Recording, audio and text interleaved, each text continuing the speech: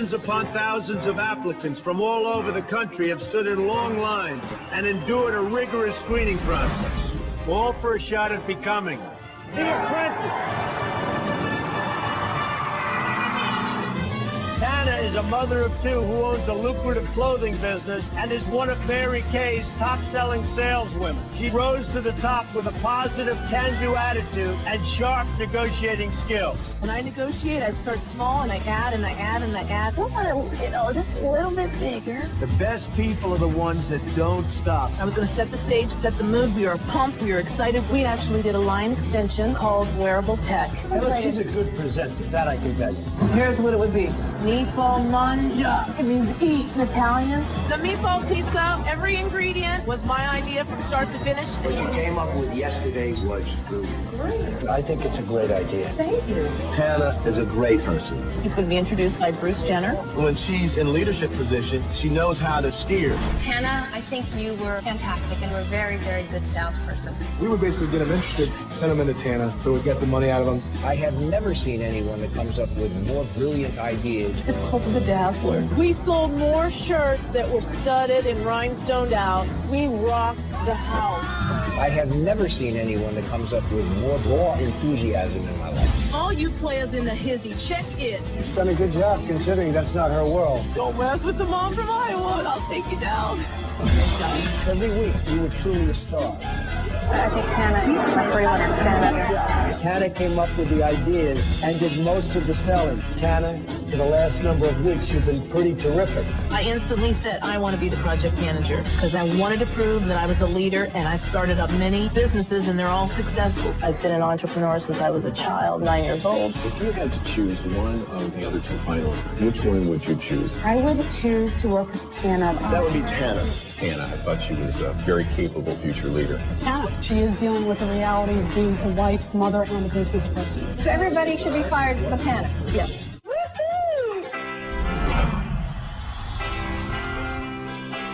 How are you going to deal with killer people in New York City? I'm not intimidated by people, Mr. Trump. I'm just a nice person. Please welcome Tana Goertz. Out of nowhere, you started bringing out the shizzle piece. I didn't mean get me a little bling bling. That is so nice. Now we be talking. We be talking now. It just came to me, and I was working it, and I got funkified in Little John's crib. You know what I'm saying? I would hire her just because, she's a brilliant about it. She goes for it. What are your plans now? I wrote and self-published a children's book called I'm Bigger Than This. And I'm still known as the Bedazzling Queen.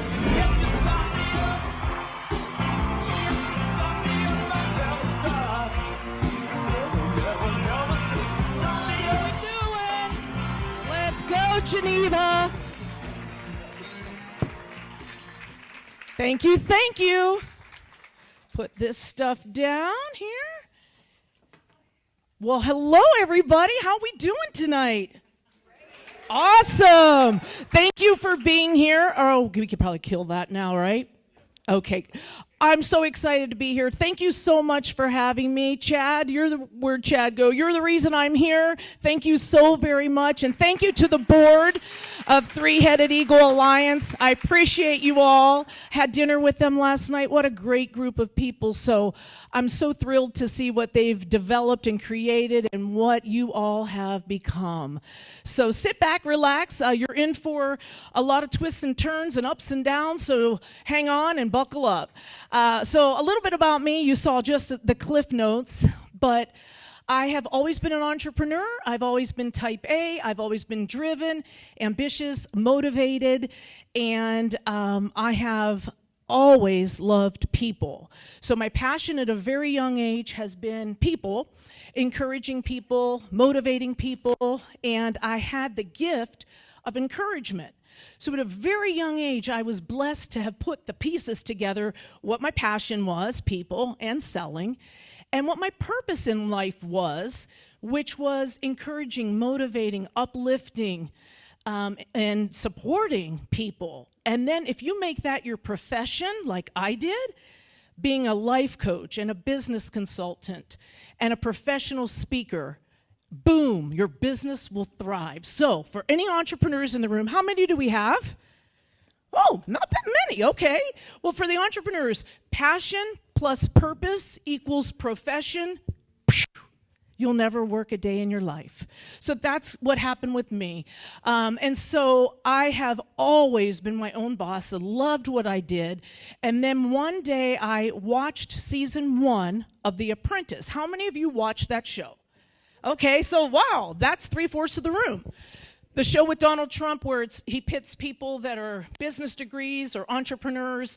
We go out, we get a task, we got to go deliver the task. Somebody comes in the boardroom and they get fired. And I saw that show and was like, oh my gosh, I have to go on that show. The number one question I always get in any interview is, why did you want to go on television? Did you want to be famous? Everybody asks me that. And I'm like, no. Famous? Why would I want to be famous? I wanted to go to learn from America's business icon, Donald Trump. So that's the only reason I wanted to go. I had read all of his books. I had loved being an entrepreneur. I wanted to be more successful. I wanted to parlay every win to another win, to another win, and I never wanted to rest on my laurels. Always wanted to be better, surrounded myself around better people, more smarter people, more successful people, and I thought, oh my gosh, if I could go on the show and learn what Donald Trump knows, I'm going to come home and put my business on steroids. And I didn't realize at that time when the light bulb went off and said, you got to go on the show, that 1,800,000 other individuals who are type A driven, ambitious, motivated entrepreneurs also wanted to go on the show. So what did I need to do? My number one presentation is the art of being unforgettable. So when somebody thinks of you, they go, oh, that lady with a lot of energy and she doesn't do drugs or do a lot of caffeine, that lady, I remember her. So they remember you. So I thought, I got to do something incredible to get cast. So when the PA, the producer's assistant, puts the DVD, this was 20 years ago, in the machine, I scream, get her, out of 1,800,000 people. And if you go to my book signing table when it's over, you can get a link to my Instagram channel where you can see the video that the producer went, oh my God, Burnett needs to see her. And Burnett said, find me her. Well, her was in Iowa, and they found me, and I got cast out of 1,800,000 people. Yeah, it was amazing. Life-changing, amazing. So now I go to New York, and I'm there with 17 other type A-driven, ambitious, motivated individuals who really think they're the best in the business as well. And I was like, I have to kick 17 people's butts to win this thing. And that shouldn't be that hard, but they were really good. And so week after week after week, I kept winning and winning and winning, and I got to learn more about Donald Trump. So instead of going and partying with the cast or sleeping or getting my nails done, I was just studying Donald Trump and what I had learned about him. So I would ask the questions, kind of like a nagging child that is very inquisitive. That was me with Donald Trump. And like asking him, like, how did you become more successful? Or what was the reason that your first marriage failed? Because I came from a failed marriage before. That's another story. That's in the book. But, asking him questions. And instead of, like I said, partying with the people, I was picking Donald Trump's brain. And he would answer me. And I thought, this is Donald Trump giving me hardcore answers to hardcore subjects. And he would say, I was a workaholic. I worked too much. That's why my marriage failed. Or I said, let me ask you, because I'm a parent of 2 kids. How many parents do we have in the room? Okay, so 90% of the room. Okay, so just imagine you have 4 kids, right? Typically, if you have 4 kids, 2 of them are incredible and you brag about those 2, and the other 2 are the knuckleheads, right? The bad apples, the rotten eggs. I have 2.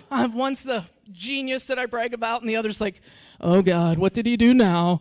So I understand that, and I just was so perplexed I shouldn't say perplexed, I was so intrigued and interested in knowing.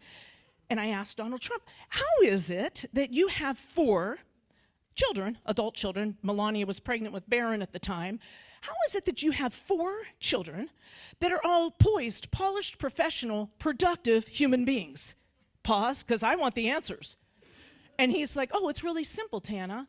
And then he would tell me. Do you guys want to know? Yeah. Oh, I knew you'd ask. Never in my audiences does anybody ever go, what was it, Tana? I have to say that, you know what I mean? So I always find that interesting, because if I was in the audience, I'd be like, what was the answer? I want to know. And he said, I told my children, don't ever smoke. Stay off of drugs. Wait a minute. Don't smoke, stay off of drugs, and you have to work. And I was like, wow, like there's so many things that we think as parents should be on that list, like this and that, and you got to do this, and you got to go to Ivy League college, and you got to have a 4-point GPA, and and he was like, wait, what? Don't drink, stay off of drugs, and you have to have a job. That was it? And you have 4 adult children that have never been in trouble with the law, do not have criminal records, have never been in a rehabilitation center, do not have any checks on them that is negative. Huh? And they were born with a silver spoon in their mouth. That's odd. No, that's called parenting. So I just picked his brain, and week after week after week, they were dropping like flies, and I was loving every minute of it. And so I make it all the way to the end. I don't win, but I win for the entrepreneurs, the Street Smarts team. And I came back to Iowa, and my life was never the same. My business was put on steroids, literally overnight, like 77 job offers before I even got home. And I just played the recorder. That's how old it was, how many years ago. And I just took out a legal pad and just jotted down the jobs. And I am living proof, and God is my witness, that it's been 20 years and I have never stopped the momentum. I never rested on my laurels. I never got comfortable. I never got content. I never got lazy. And I never forgot who got me where I am today. So when I say that, the Trump haters go, well, he didn't get you cast. You made the great video. Well, he didn't make you win all those tasks. You were kicking butt being a good businessman. Well, he didn't this and he. You're right, folks. But I learned so much. And I had that exposure of 41 million people every Thursday night that I couldn't not be grateful for the man. So I would always give gratitude to this gentleman who changed my life for the better. And it makes me wonder how many people in here haven't thanked the person that gave them sort of the hand up or put their business on steroids. Or better yet, maybe you're that person who helped somebody's life, and yet they've never probably thanked you.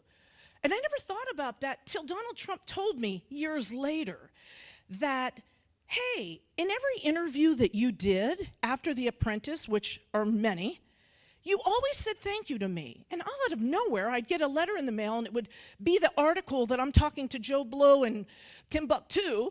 And Trump saw it where I'm singing his praises, and he would take a photocopy of it, print it, and he would sign like, you're amazing, thank you, my star, or whatever he would say, and he'd mail it to me.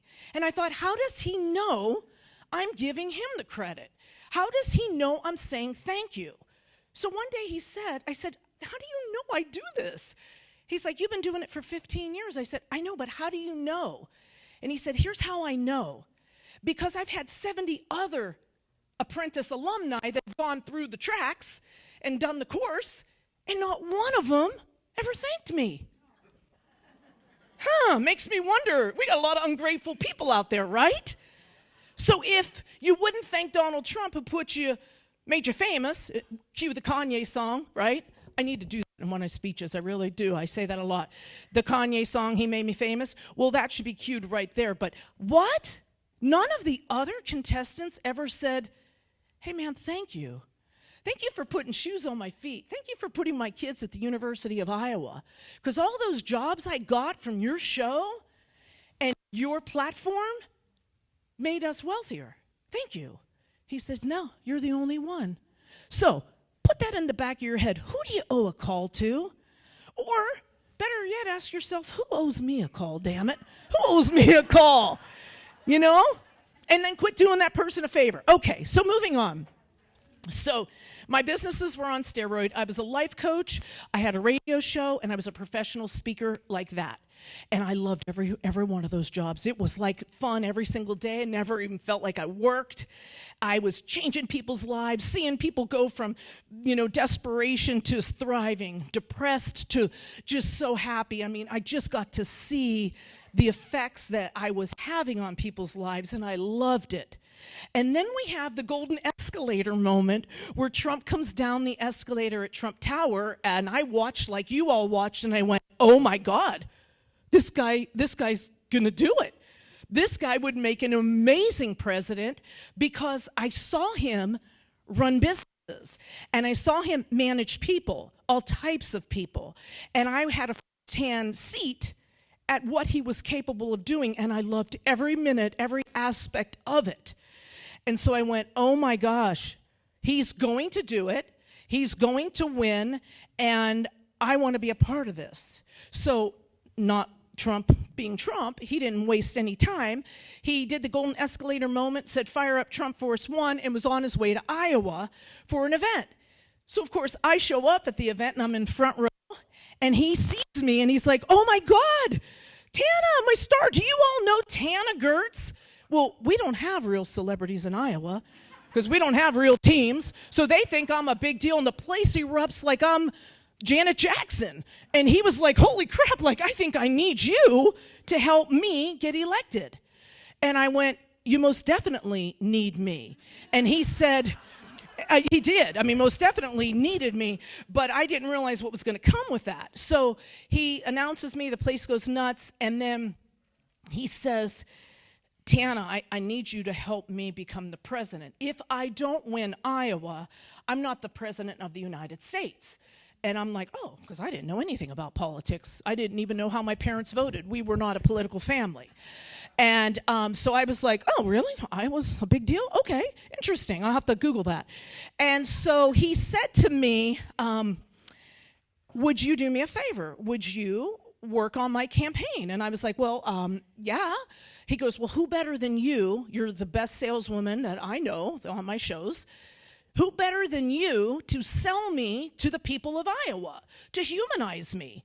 And I was like, good point. Yeah, good point. Let's put the sales together with the passion of you wanting to help you and make that my profession. And I'm going to be a senior advisor for a presidential campaign, a presidential candidate that I know nothing about politics. So I said, sure, what would that look like? And he goes, well, what that's going to look like is the 3 jobs that you love, yeah, you're going to need to quit them. And I was like, oh my God, how do I do that? I have I'm coaching 50 clients. Like, they depend on me. I have speeches all over Timbuktu. I have a radio show. How am I going to do this? Is the pay good? I said. And he's like, the pay sucks. The pay's bad. And I'm like, oh, that's going to be a problem. And he's like, well, are you going to do it or not? And I'm like, yeah, as a matter of fact, I'll do it. Because I believe in you, and I will do this because I know I will get you across the finish line. Now, what I didn't know was how difficult that was going to be. So I get hired that night, and I show up the next day all spunky and ready to take on the team. I did know we have a campaign manager, and I was going to play by the rules, even though I'd been an entrepreneur my whole life and never had a boss. So I was going to play nice in the sandbox because I had to, until they were nasty and mean and ugly to me and looked at me like, what are you doing here? You're just a reality television star. And I'm like, that may be true, son, but I actually know the candidate, and do we have a problem? Because I'll just call him. No problem. I'm just, what do you know about politics? I said, zilch. What do you know about the candidate? Nothing. Have you met him? No.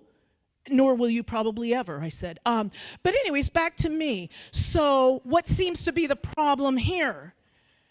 Well, how are you planning on doing this? I said, how about you get in, you and your clipboard, because you seem to be really attached to your clipboard, which isn't going to work for the billionaire, blue-collar billionaire that's my friend Donald Trump.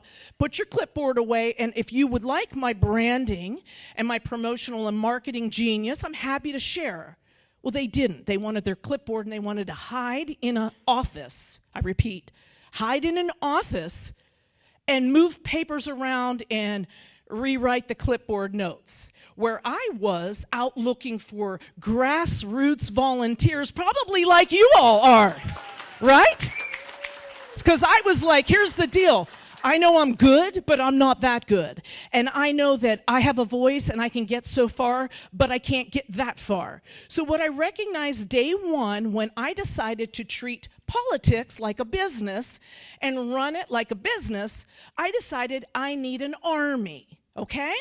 And what I need is an army that believe in the person or the mission, but that are not attached to the idea of this is what this needs to look like. So what I noticed right on the scene was boring, boring, boring, boring, no fun, no fun, no fun, nobody's happy, nobody's smiling. This looks like going and getting my wisdom teeth pulled. Where is the fun? So we were missing the fun factor, so that's where I came in at. And so I was just saying, if anybody's curious, they weren't, I could tell you what the mistakes I'm seeing already are. And they were like, no, we're not interested. So the first thing I noticed was there was no fun in this word or business politics. Big mistake. What I also noticed was they didn't want to get out amongst the people and socialize. And I'm a people person, and so what I realized was they were missing out on the opportunity to recruit. See, I was a queen of recruiting because a lot of times people want to come and hang around me because of my energy is a little bit different than the average Joe or Jane who's flat, right? My energy, I'm on a higher frequency. So people like that frequency and come towards me. But when they would come towards me, they were noticing that I was making it fun, but also I was tapping into their individual powers. So see, folks in the room here, we're all on the same team, and we all have different gifts and unique talents and skills that God plopped down on us, okay? It's not like he said, well, I'm going to give all Tana all the energy and everybody else is going to be slow moving. Or I'm going to give him all the brains and everybody's going to be dummies. Or I'm going to give her all the money and everybody's going to be broke. It wasn't like that. He sprinkled a little here, a little there, a little there. Oh, you look like you could have that. Let me give you that. So we're all talented. Does everybody understand that? A lot of people don't, and they go, oh, I kind of thought success was only for a few of you. No. Success is in all of our DNA, but the team wasn't seeing that we were on the same team, so they wanted to fight with me. So what I did was I disappeared and got with the people like you all. And so what I would do is say, we're going to have recruiting parties. We are going to have rallies. We are going to have reward parties for my big, person that makes the most phone calls, or the person that door knocks the most. Back in the day, we weren't door knocking or making phone calls because nobody believed in this man, but me and maybe 2 other people in the state of Iowa. But what I was doing was rewarding you all, people like you all, for investing your time for free to help me move the agenda. Because President Trump looked me square in the face, as serious as can be, and he said, Tana, I will blame you if we don't win Iowa. And I'm like, me? This was like day 3. Me? I, honest to God, didn't know what a caucus was. I thought, this is a little too much. I think we're getting a little too risque here. When the men were talking about the caucus, I was taken aback. That's how naive I was, that I had to Google what was a caucus to realize they weren't being vulgar. We were talking about something that happens in February. That's how naive. So he's going to blame me? Oh my God. So then I went, all of you people are going to help me from getting my butt chewed by Donald Trump. So how can I serve you? How can I reward you? So what I started noticing is the campaign, the team, didn't care about rewarding you. I would have the special needs community love to be around me as I love them. And so I'd have a lot of young teenagers with autism come into the office and say, hey, is Tana there? And the team would say, she's too busy. No, what is it that you want? Well, I want to talk to Tana. And they'd send them away. And then I'd see them go away, and I'm like running out. What's going on? Well, they told me you were too busy. I said, I'm never too busy for you or you or you or you.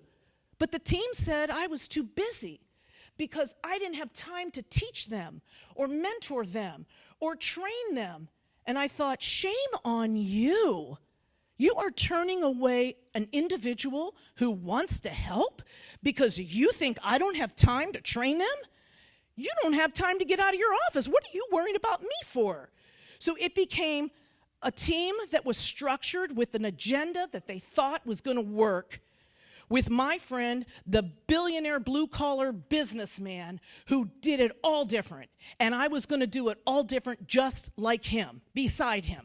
So every reporter imaginable, I shouldn't say every reporter, every news magazine, from Newsweek to Bloomberg to all of them that are terrible, wrote about me as a joke, like, she's such a laughing stock of politics. This is a political neophyte, which I was. I'm like, that's not a joke, that's for real. They would make fun of me for doing unique things like a casting call for caucus leaders. So when the campaign manager finally realized, like, we need her, we're just gonna let her run like Seabiscuit. Just go, Tana, go, go, go, go, go. I was running. Well, I was like, so what else, boss? What else? And he's like, you got more? You got room for more? And I'm like, yeah, what else? Well, my job was to get 2,400 caucus captains on caucus day. And I go, how many you got? Take a guess. 15. I got, oh, so you're almost there. So okay, so I got to find 2,259 caucus captains, no problem. So I would do unique, strange, crazy stuff to do casting calls and make people feel like they were getting cast on The Apprentice and be like, you're probably going to be a good caucus captain. I'm going to have you jump through these hoops and do that and make a video, and then I'd make the guy do all that or the gal do it. And then I'd go, you sound like you got what it takes. You're a caucus captain. I did that, 2,300 times, and they laughed at me. They wrote about me. However, when it was all said and done, the 3 best campaign strategies of the entire, not just Iowa, the entire campaign that were wins were my ideas. And I write about them in here under the business of politics. One of them, thank you, one of them was the Trump bus. Like I said, we don't have real celebrities. So I knew a buddy who was selling a Greyhound bus that was beat down, and I said, I'm gonna put a rose on this turd. I'm gonna get this wrapped, and I'm gonna let Iowans think Donald Trump is in that bus, but it's gonna be me and people like you all going from city to city to city to city, all 99 counties.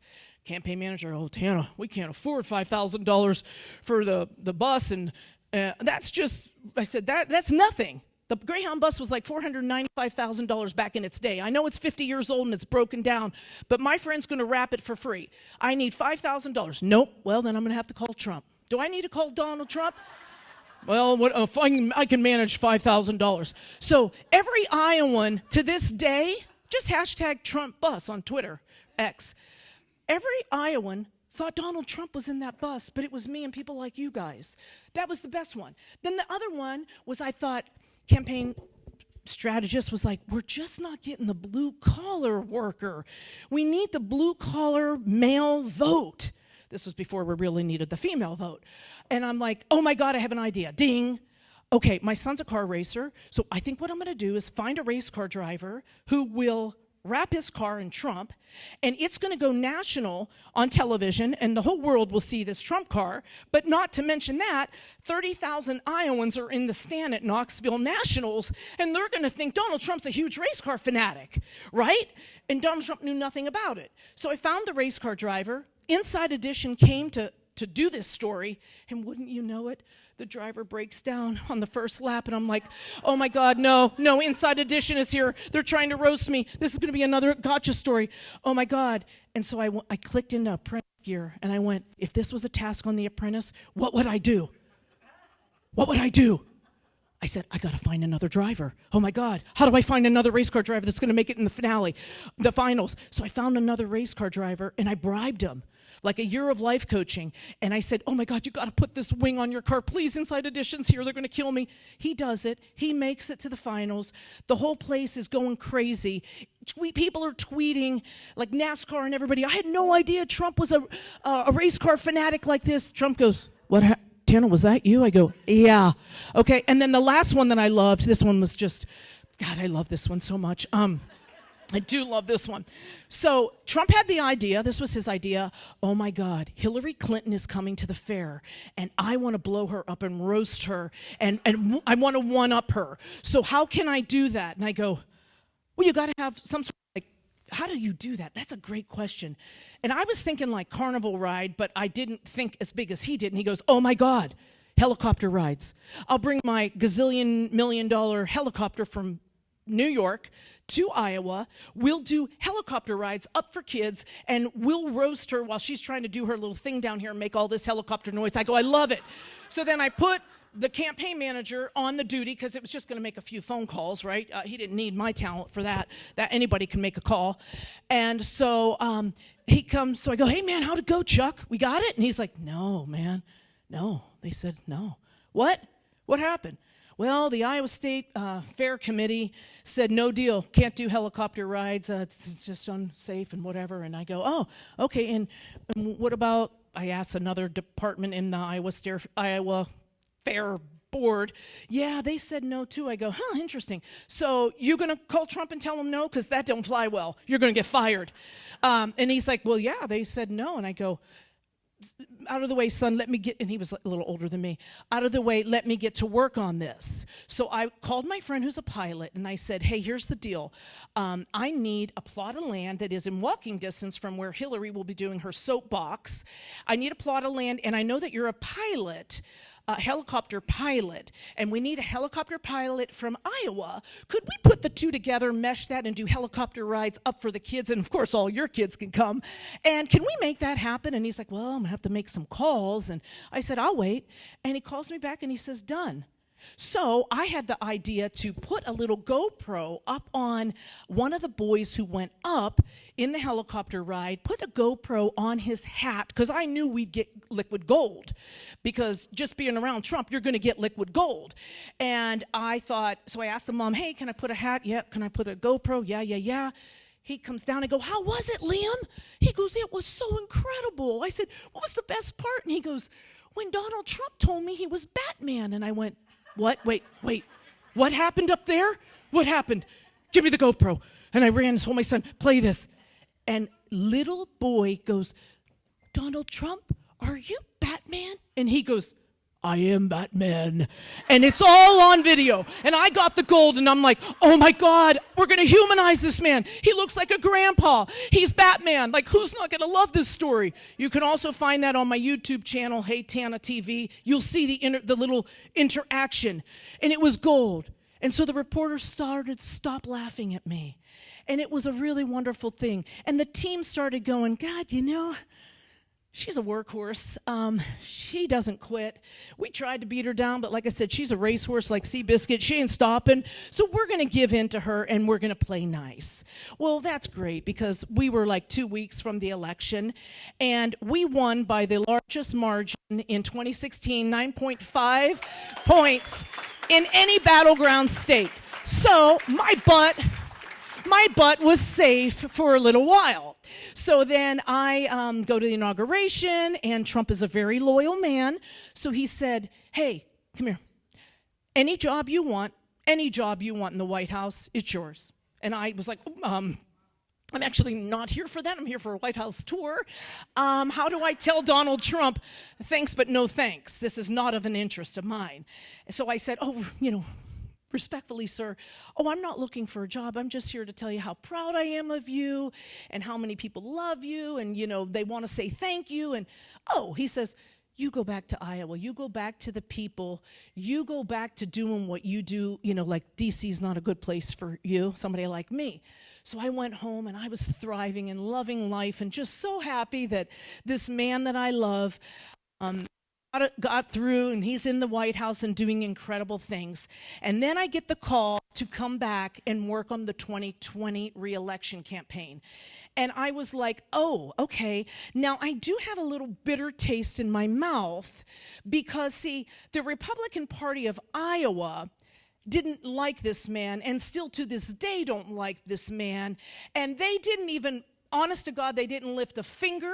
They didn't help me in one iota of a way. They were in my way. They were backdooring me, getting Ted Cruz and Marco Rubio front and center and doing deals. And I was the only one, because Trump fired everybody on the team but me. And so it was me dealing with all these political gurus who were doing boys stuff that was all shenanigans, and here I was. And so I was like, oh, I remember you and you and you and you and you. So I have a good memory. Gentlemen, ladies are like elephants. We don't forget anything, okay? Remember that. Okay? We don't forget anything. So I remembered all the sleazebags who never lifted a finger. I remember all the sleazebags who wouldn't wear the MAGA hat for them, and I told Donald Trump about every single one of them. I told him names, I told him everybody. So to say that I wasn't a big fan, they weren't a big fan of mine, would be a slight understatement. But I didn't care, because I wasn't in this business for anyone other than Donald Trump and our incredible flag, okay? So, thank you. So, the highlight of 2016 for me was meeting the veterans. How many veterans do we have in the room? Thank you, thank you, thank you, thank you for your service. Honestly, people ask me all the time, what was the highlight? Besides getting him into the White House and seeing him and his family get in there the first day, that was a highlight I'll never forget. And I talk about the inaugural night and the inauguration in my memoir. But meeting the veterans, the true heroes of this country, was the highlight for me, because they are the most humble, they are the most down-to-earth, loyal men and women I've ever met. Wouldn't ask for anything, and so they were the highlight in 2016. Now in 2020, I realized, day one on the scene, I have to work in the sandbox, play in the sandbox, with all the people that I despised, and all the people that didn't help me at all, and all the people that obstructed me, and all the people that made fun of my friend Donald Trump. And I thought, how am I going to do this? I don't play well in the sandbox with people that I don't like. I was that kid and played recess that kind of kicked the sand in people's faces when I didn't like them. No, I didn't, but I thought of that often with these Republicans. So I thought, how am I going to do this? And I thought, well, I'm going to have to do it in my own way. And what I did is I relied on people like you guys to be my family. So even though I would have an agenda, I started Women for Trump that went nationwide, but it started in Iowa. I would meet with the women and do wine and cheese parties and tell women how incredible he was for me as a woman who knew him 15 years ago. And so I would humanize them, and I was meeting with the grassroots people, and we were changing lives. But the GOP never still believed in him. And they didn't believe in him even when he was the nominee and even when he was the president. And there were many a times that I'm like, I swear to God, I'm getting an intuition that if I were to do a lie detector test, that person never voted for him. I bet my life. I bet my life on it. Yet they're running the party, and they're the GOP chairs. And yet I'm a Women for Trump creator. I'm going nationwide to 31 Republican groups, yet the Republican women of Iowa weren't interested in me. Isn't that strange? I love telling that story because it really drives the point home that now in 2020, the audience was more women. And the women were coming out with a vengeance.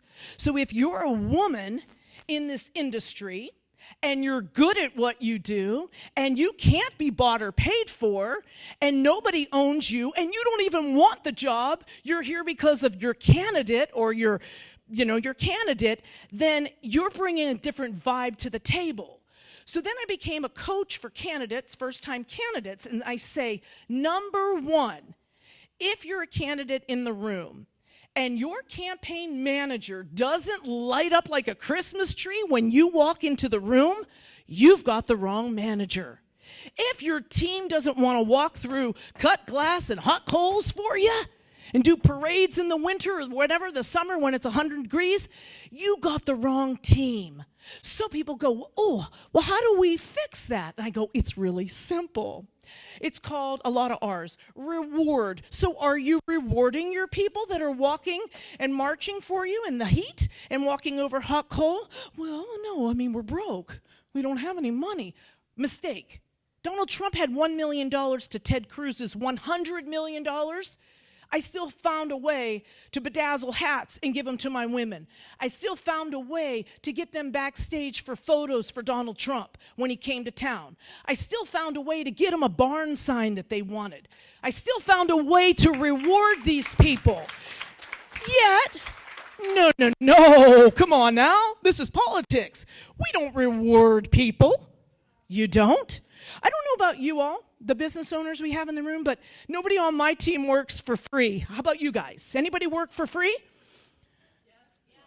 Hang on, not in this business. In your career, if you own a business at home, are you paying your employees or are they working for free?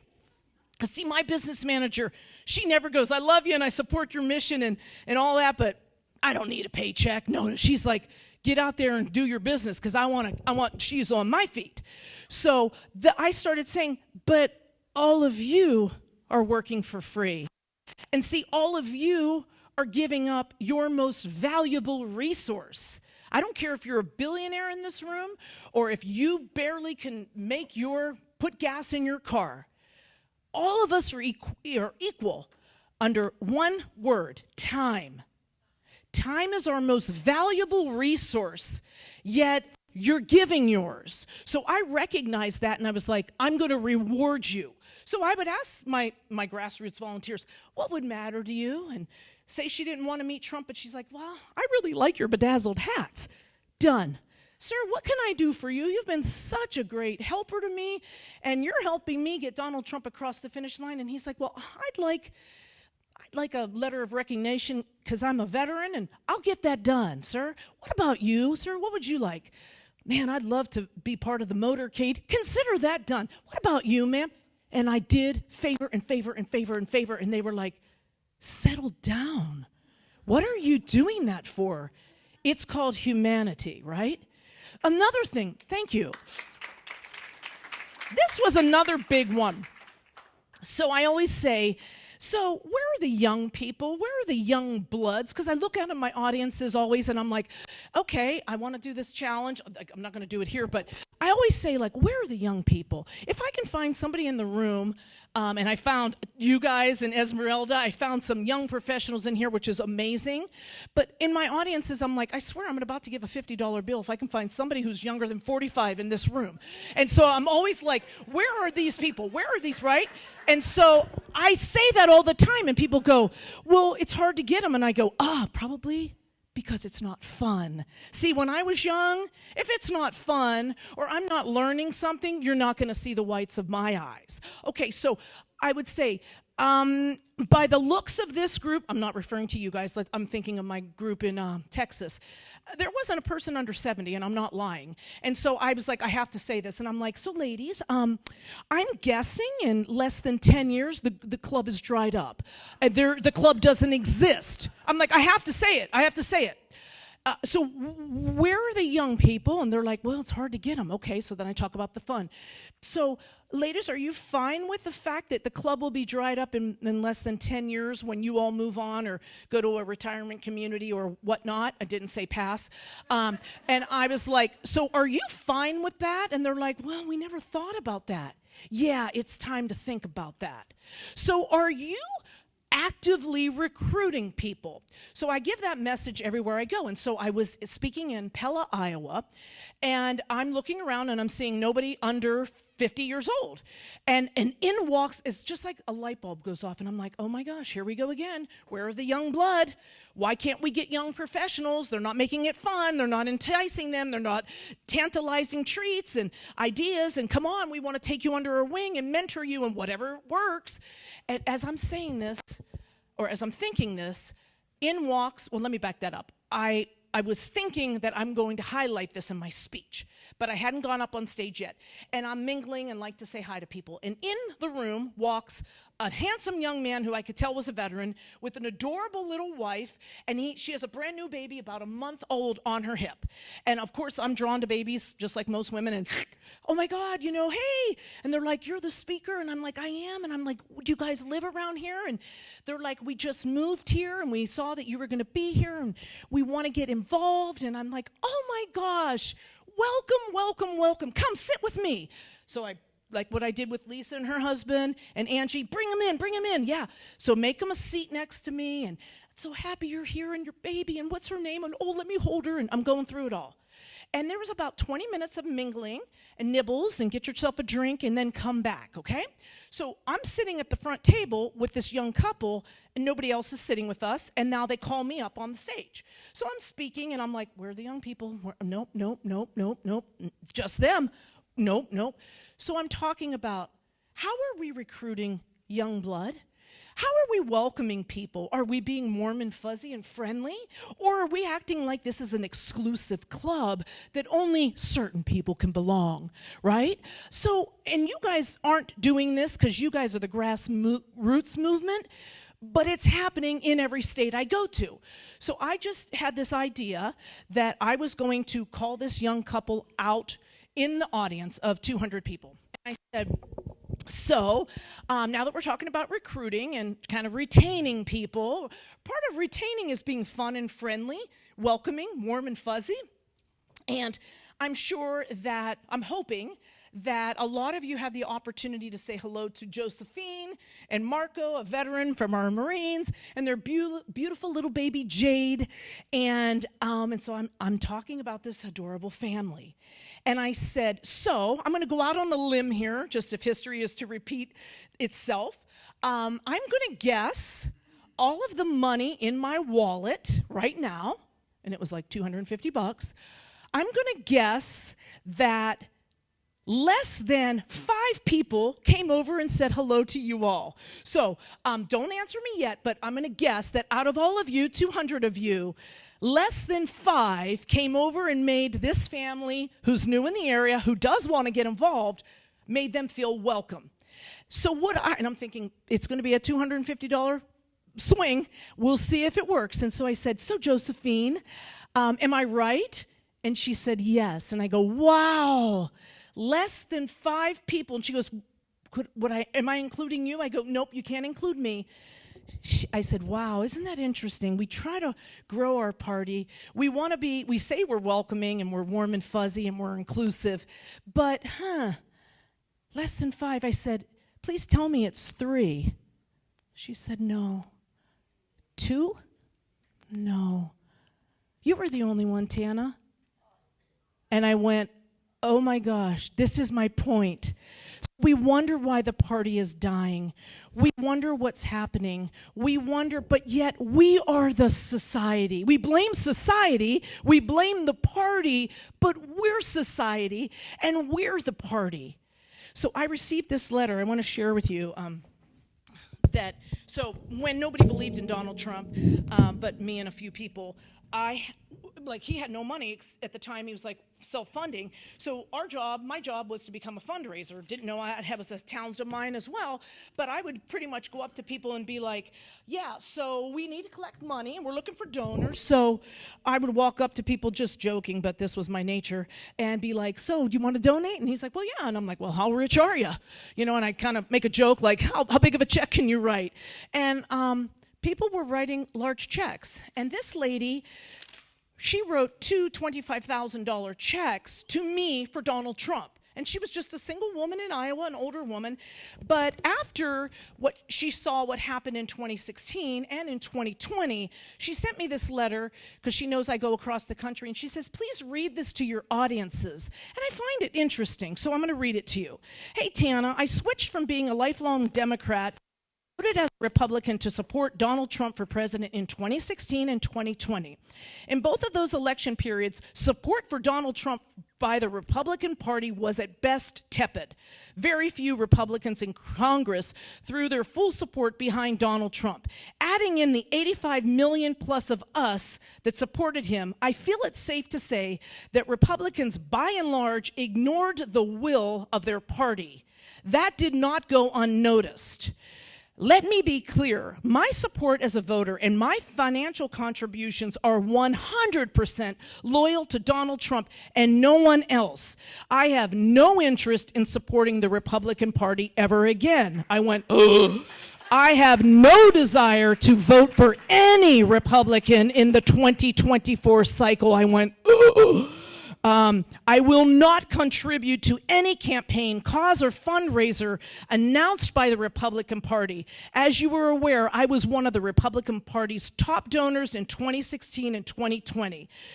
Their lack of support and, dare I say, betrayal of our president as a party will never be forgiven or forgotten. The liberty and freedoms we enjoy as Americans are now in dire straits because Republicans lack the backbone to save our country, instead choosing to save their own political careers. That sums it up pretty good. So, in closing, I want to show the positive side of this, and that is people go, where do we go from here? And I say, so the very last time Donald Trump was in the White House before he got evicted when they stole our election, I happened to go, right? I happened to go to D.C. to just say, oh my God, like I'm so sorry. I know how hard you worked. I know what you did for us. I'm so upset. I'm so sorry. That damn Mike Pence, that weasel. You know, we wouldn't be in this mess if it wasn't for him. But anyways, so I said, hey, Mr. Trump, President Trump, before I leave, can I ask a favor? Because I'm going across the country and I'm kicking people where the sun don't shine. And I'm going to give it to them straight without a chaser, folks. And here's what it was. I said, can I get a one sheet of your most notable accomplishments when you were running the country? And he's like, yeah, just a second. Hey, woman, can you go get that one sheet for Tana? And I said, I'm going to be using this in my presentations. And he says, just hang tight. So I'm sitting there. I'm going, he didn't forget. Where's this one sheet? Well, this PA comes around the corner and she's like, oh my gosh, sorry it took so long, but it's actually 69 pages. It's a document. It's single-spaced. I'm not joking. You cannot believe what this man did. So I don't know if jobs is your thing or farming is your thing or manufacturing is your thing, or if you're a woman-owned business like me, or you're a woman in STEM, or if you're a veteran and you care about veteran affairs, or if you like that we're energy independent, or wait a minute, we were, it's in here. So what I tell people is, if you can turn off the noise of the news, turn off the nagging news and quit getting yourself such in a frenzy where you're fighting with everybody because you're so mad, your adrenaline is pumped because you're ready to kick somebody's butt, rightfully so. If you turn off the noise and you tune into like-minded individuals who are loving and positive and kind, and have uplifting messages like me, motivational, inspirational, such of that nature, and you tune into God, He will talk to you and say what you need to do. And what you need to do, 9 times out of 10 I'm finding, is you need to love more. Now trust me, it was hard for me to love the team in 2016 when they all hated me for no reason other than I was good and knew Donald Trump. That was no other reason. I was great, and I knew Donald Trump. Now, in 2020, I got to play with jealous, jealous, insecure women who hated me just because they weren't me. So, you know, it's like, why are women hating on me when I'm the same person, even better now in this business? But they did. So rather than taking it personal, I would try to love. Not them, but others. So this document that is it's like a book, can be a really good source of collateral for you all to have conversations that are not emotionally based, like, well, you're wrong and I'm right. Let me prove it, you idiot, you dummy. Well, how do you lead with that?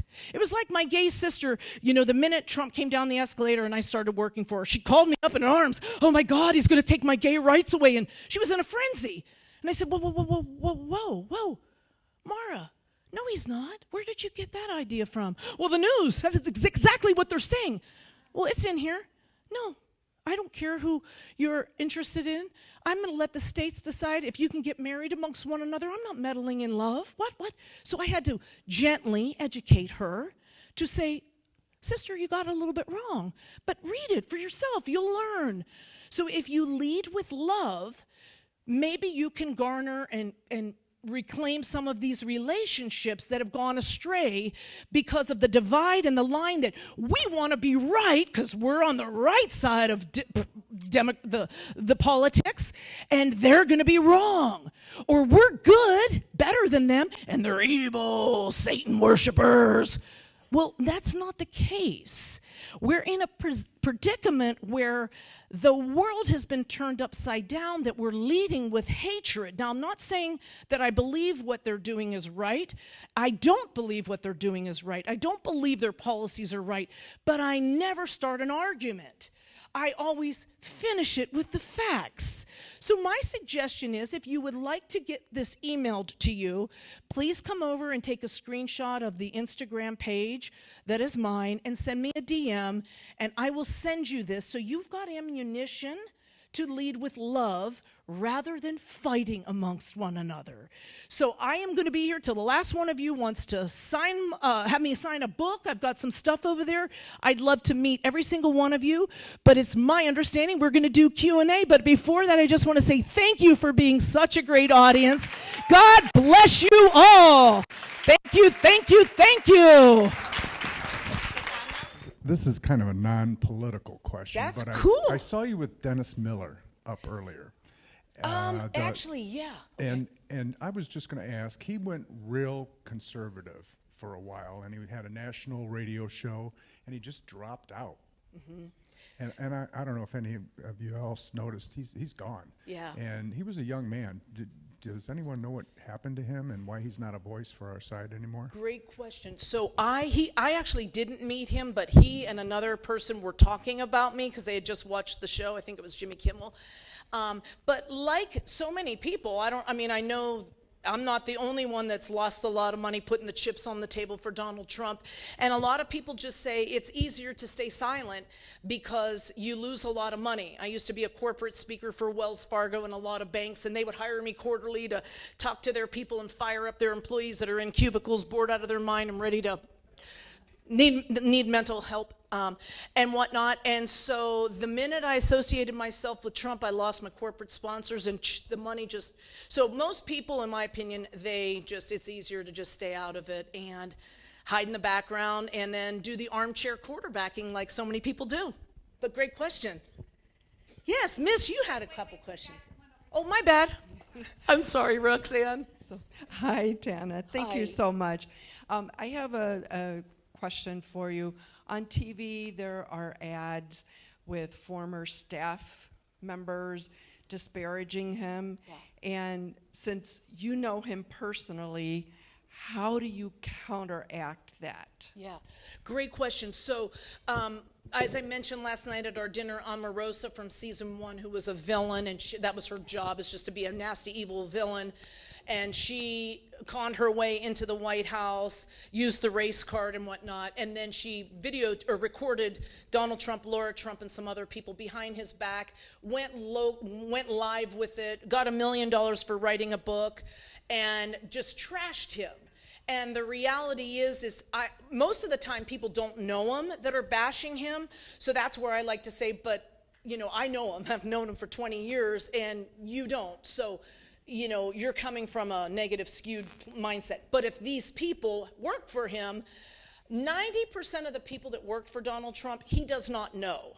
It's only the people that were like me, a loyal senior advisor that he trusted from the years ago, knowing she's a good woman of good caliber, intentions, will he trust. So, like, for example, do you know a name of one? I'm thinking like Kellyanne Conway's husband talks so poorly about Trump, and she was an incredible advocate for him, and she was an incredible leader on the team. And that is such a disconnect for me, because you can't love this man if your family, like the way I love this man, if your family is not behind him and said, we put the chips in, like I bet the farm. My husband's like, thank God it's not a lot of acres, but okay, supporting me.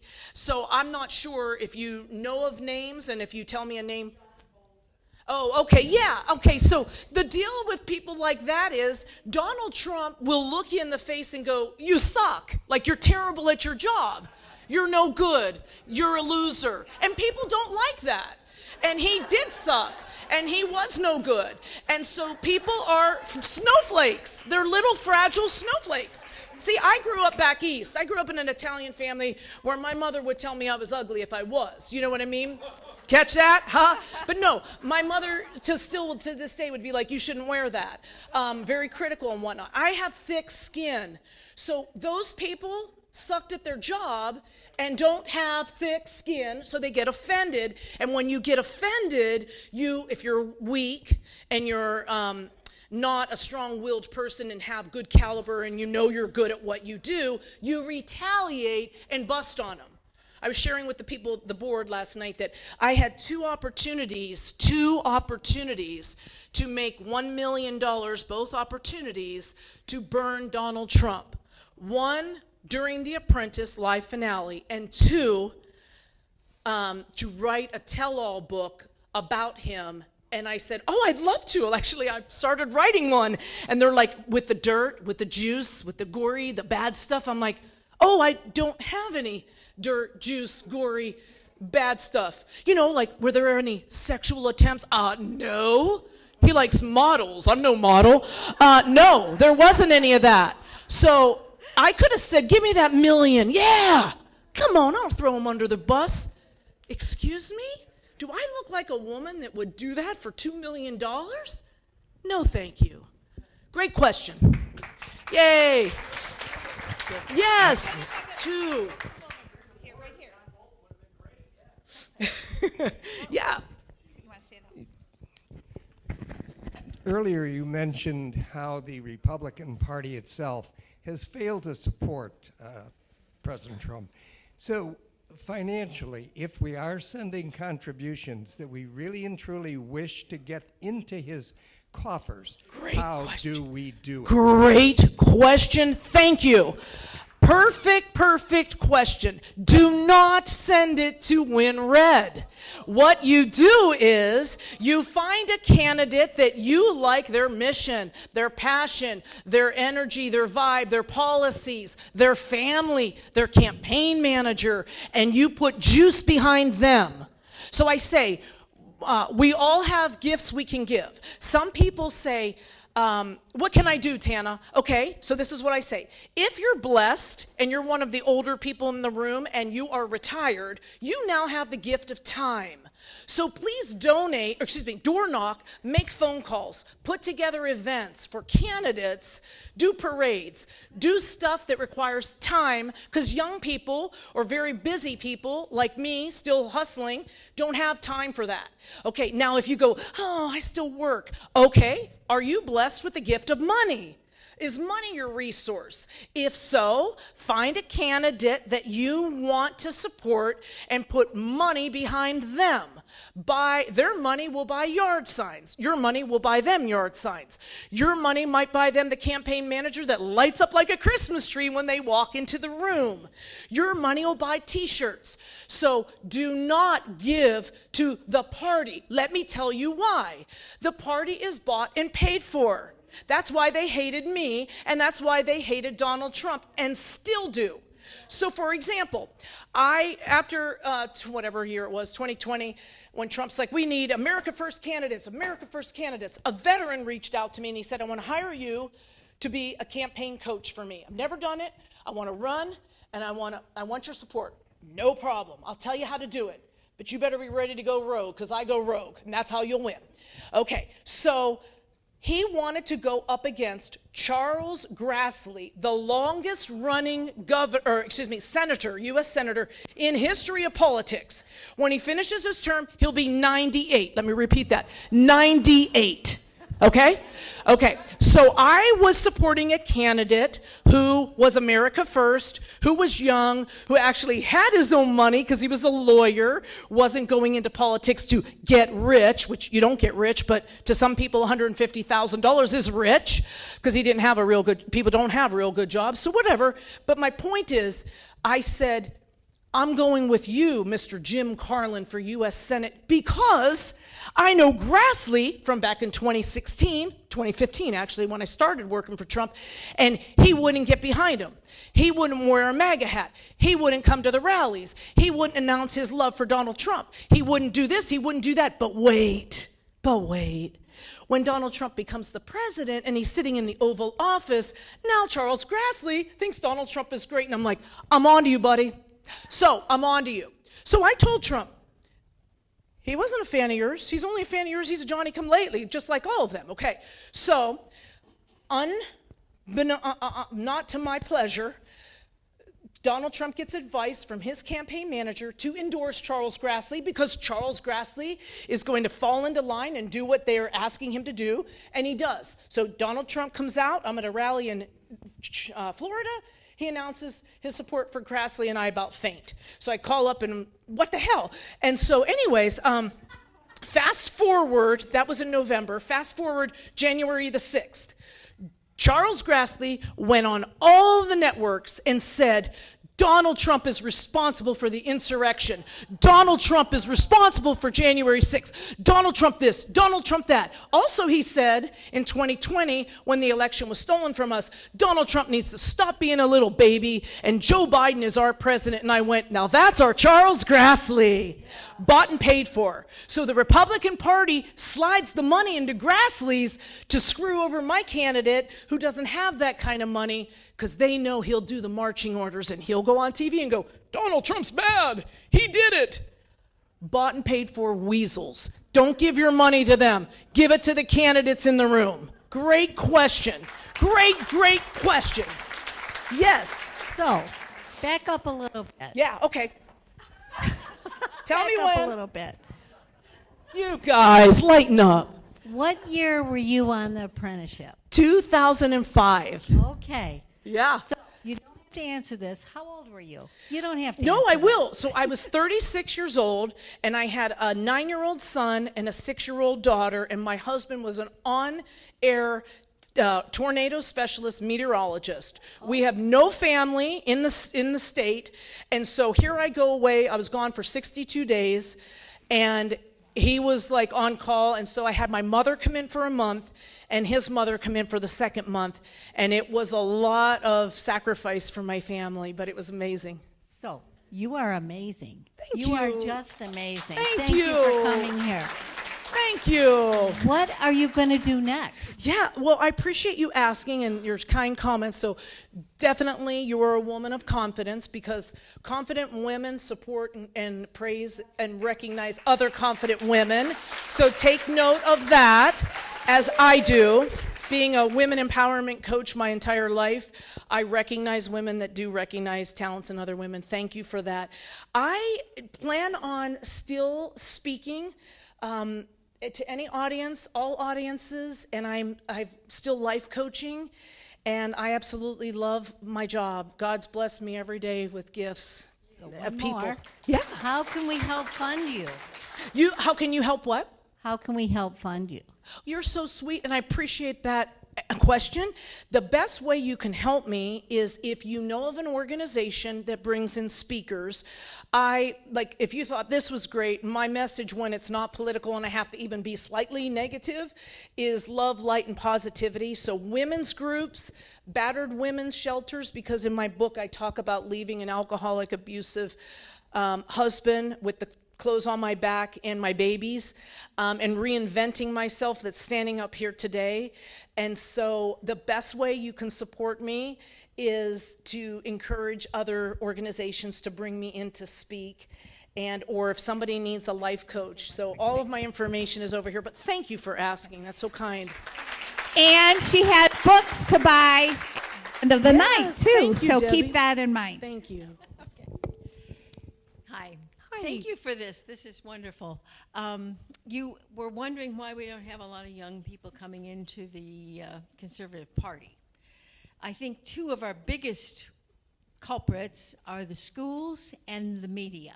Mm-hmm. And my children, thank God, they're almost 50 and past 50, but they're still conservative, thank goodness. Yes. But many of my friends' kids are very liberal, and they're having a hard time with Thanksgiving and family meetings and things. Mm-hmm. So it just bothers me that the media, as we have seen of late with CBS and other things, have been so dishonest. And, They are. And it just, of course, I scream at the TV every day. Mm-hmm. I'm practicing my French every day. Mm-hmm. Yeah. And with the schools, I saw it when I was actually in college 100 years ago. It was just like, why are these professors saying these things? And I was confused at that time because I didn't understand. The older I get, it's like, oh, for crying out loud. They're trying to turn everybody. Yes. So what else do you, I think this is why we great don't have the question. young people, because now I just hear them. They're so liberal, and they believe everything. And Yeah. then we've got TikTok on top Yeah. of that. So, Great question. So I have two children, a 29 and a 26-year-old. My daughter's a teacher, and she was, the younger, and so she was kind of going to fall into line with what her friends were thinking. And like back in the day, put the black square for Black Lives Matter. And I'm like, wait, sister, like, let's not get ahead of ourselves here. So I had to educate her that we're not going to fall. I'm a leader, and your father's a leader, and you're a leader. So we are not followers, and we are lions. We're not sheep, and we are going to think differently. So I'm not going to expect my children, and I teach my life coaching clients this if they're parents, don't expect your children to think like you. As I mentioned this to Chad and his wonderful son, Paulo, I said, I love that he's here learning on his own, even though he is, through osmosis, hearing what Chad and Cindy believe, but he's making his own decisions. So it's good for you to guide, now that your children are older, but for parents in the room to let them, give them the information. So I was like, this is what the black square means. It's Black Lives Matter, and we've never been prejudiced. And so I explained to her that you would look silly doing what your friends are doing, and we're not doing that. Okay, so what my suggestion would be is, and I talked to Chad about this, was I believe that this group should have a bigger presence on social media. And so my suggestion would be, we've got Esmeralda, and we've got this gentleman I haven't met yet. You with the blue shirt, what's your name? Jaden. Okay, so we've got some young people in the room. And James, okay, fantastic. So we've got some young people in the room. All you would have to do is say, do you like pizza? Yes, I'll give you free pizza for a week or whatever until we get it done. And then if you want to keep it up, or somebody who does have a little bit of money, give them a little seed money to do this. But I could have shared it a little bit easier, even though my friends Lisa and Jason did make it out, and Angie made it out because of my posts. If it could get shared more, it would move more. Okay, so that's just one small piece. Another piece of this that I would do if I was running this would be, I would get with Paulo and Esmeralda and James and Jaden, and I would be like, is there any way I could just get a small clip of, what did you think of tonight? You're not asking what are your political beliefs, who do you vote for, who in here did you want to walk for? Just a little small video of, it was really fun to come out on a Wednesday night and hear from somebody who, whatever. And then you've got some video testimonials of young people. So then other young people are going to go, well, wait, she's cute, he's handsome, they come to this, and then it kind of gets legs. So my suggestion is to get with some younger people and see if the message can get moved out. Somebody should maybe have gone live on TikTok. Chad could get out my phone right now, but even live on TikTok answering the questions. I turn on my phone on TikTok talking about, I didn't talk about a blemish on my face, but let's just say I did, and 6,000 people are watching it. And it's like, wait, what? I was talking about weather in Iowa, and 6,500 people were watching it, and I wasn't even giving content that was worth anything. You know what I mean? And so, if this Q&A session was even going live on TikTok, and actually my phone is tucked in that purse that's back behind there, but if anybody's on TikTok, they could do it. But, so it's really getting with the times of social media. Because then they're like, well, wait, I live around the corner. What's going on over there? belong to this country club. Wait, what's happening? You know, and so that would be my suggestion. But you've got 4 very beautiful young adults in this room that there would be no harm asking them. Yeah. Yeah. And when you're done, she would like to say something. Hi. Hi, Tana. How are you? Good. How are you? When I speak to a beautiful lady in red who's a Republican, my voice gets very weird, so I apologize. Bear with me for a moment. Okay. I have 2 questions for you. Okay. Hey, we're supposed to have fun, right? Yes, absolutely. I like that they're laughing. I love it. So do I. National Security Advisor H.R. McMaster has had a few things to say. Yep. And Bob Woodward's new book has just come out. I'm just curious what your opinions are on both of those folks. I would appreciate that. Thank you. I only met the first one, and, you know, vanilla. Like, I like people that have a personality, that say something, that stand up for something, that have an opinion, who aren't, like Donald Trump loves people who, I'll never forget, where I'm like, listen, so I learned this the hard way, being an East Coast girl, living in Iowa, coming off of The Apprentice, thinking that I was going to win it, and I was really disappointed and was a little ungracious and uncouth at a live shot and said some vulgar stuff that I shouldn't have said. Iowans don't take well to that. So my suggestion is let's quit with the swearing. Let's be very careful about our vulgarity, because Iowans are really nice. Most of them, unless they're in the Republican Party of Iowa. But most of them are really nice, and the vulgarity doesn't land well. And he's like, oh, okay. So he likes people that actually say the truth or speak up. So my experience with the first gentleman wasn't anything that was great, and he wasn't memorable. But once again, people who have been let go, of course, want to write a tell-all, because instead of saying, I sucked, I was no good at my job, I deserve to be fired because I was no good, and I didn't execute on what I was hired to execute, people want to say, oh, I'm going to blame you.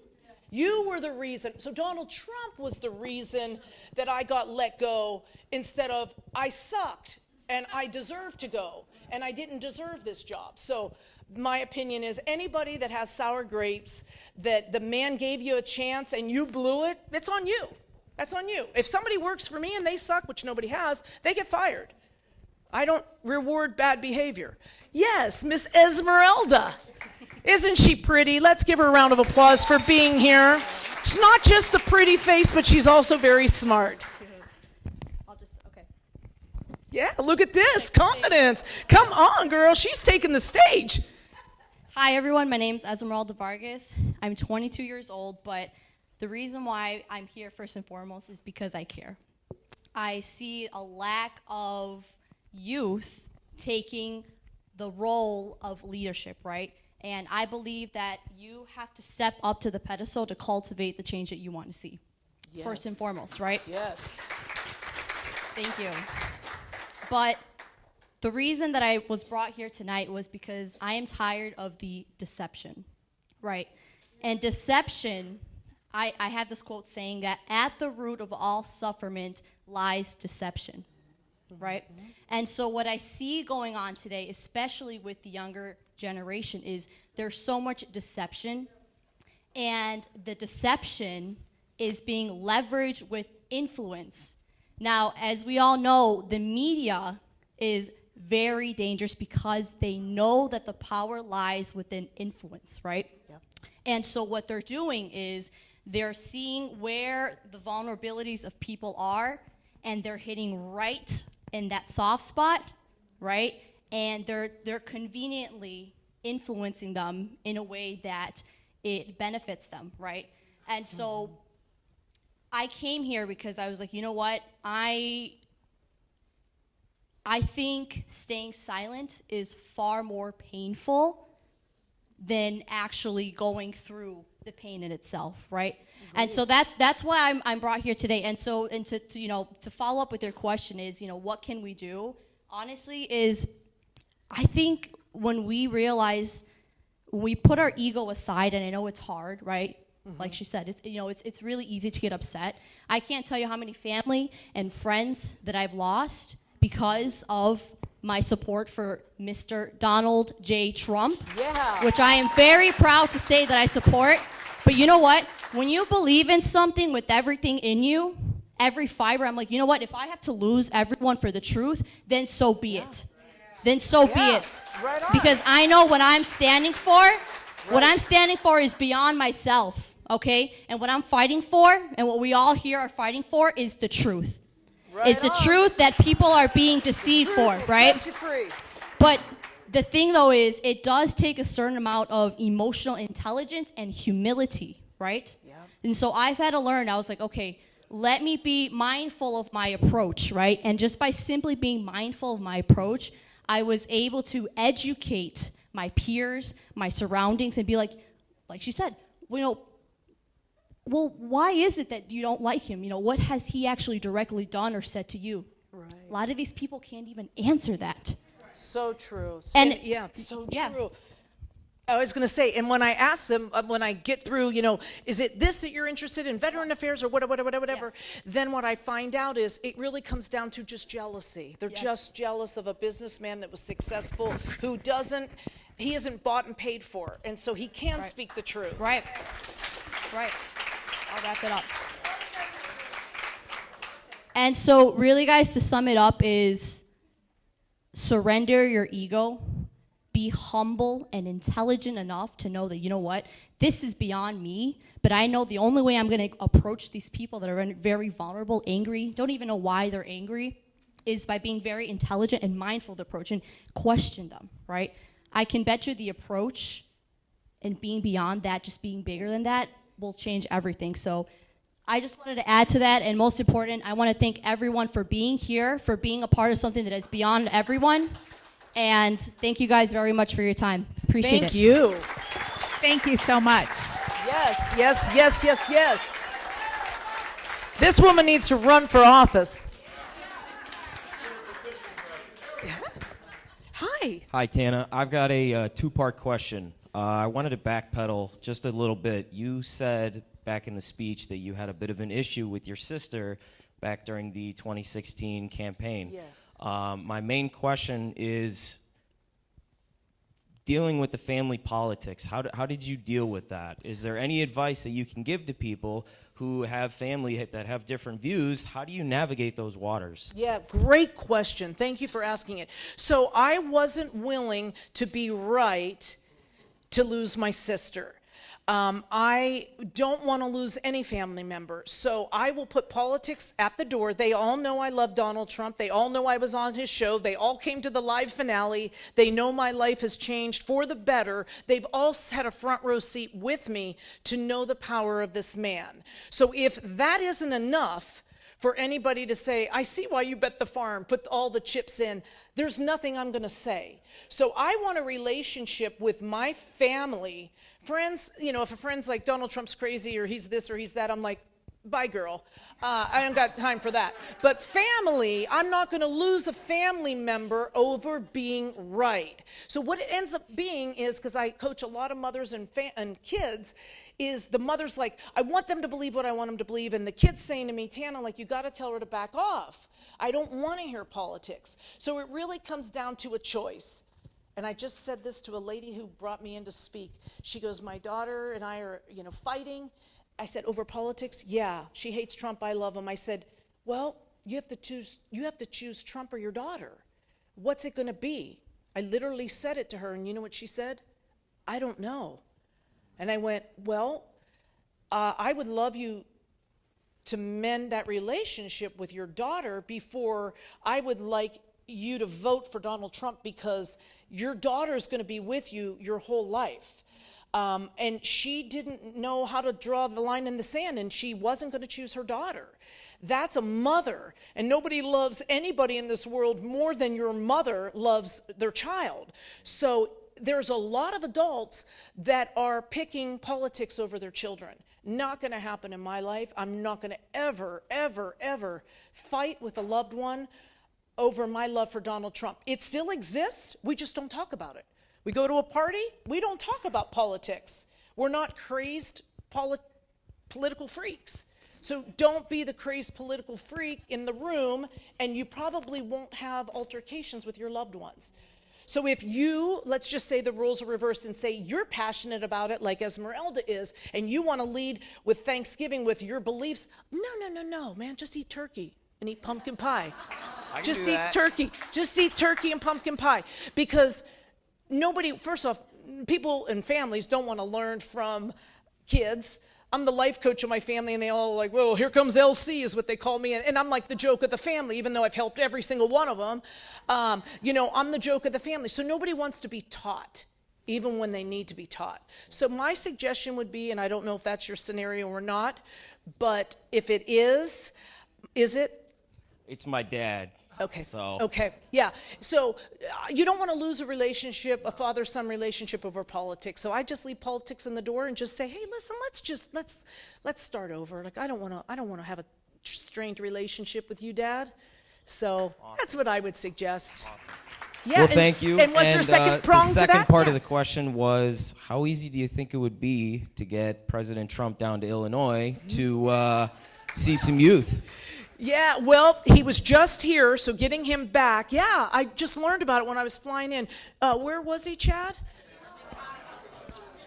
That's one of the worst places to be. I know. He was just here as I was flying in. So he is on a whirlwind tour, man, getting across the finish line. So getting him back here is probably going to be next to impossible. But I'm an optimist. I figured I'd ask. Yeah, Thank you for being here. Give him a round of applause. These are smart youth. Yeah, you got a standing ovation in the back, James. He could be your dad. Is it your dad?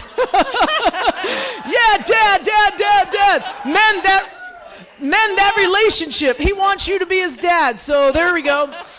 But no, I mean, one more, I guess, Debbie. I know we can probably go all night. This is the last one. The last one back here. They save the best for last, always. Yeah. Thank you. Well, it's a pleasure to meet you. I came tonight here with my friend Michelle, and the first thing I said when I walked in, I said, well, why are we doing it? Like, I already know who I'm voting for. Like, I would like to see more people be at these things who are maybe undecisive. And she said, well, yeah, but this is just more educational and, for you to go out and then, help others who might be.